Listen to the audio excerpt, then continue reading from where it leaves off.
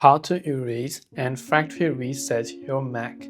If you wish to erase and also factory reset your Mac OS, it is rather quite simple to do so. No matter whichever Mac you're using, the way to factory reset is very simple.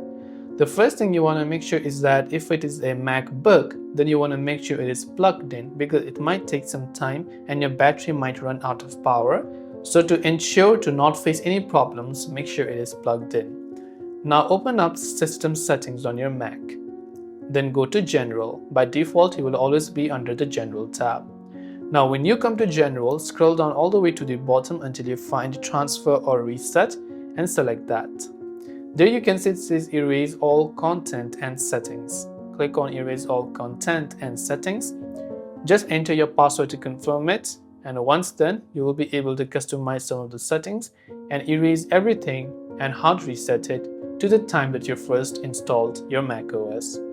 I hope the video helped you out. If you have any questions, feel free to leave them down. Thank you for watching and see you in the next video.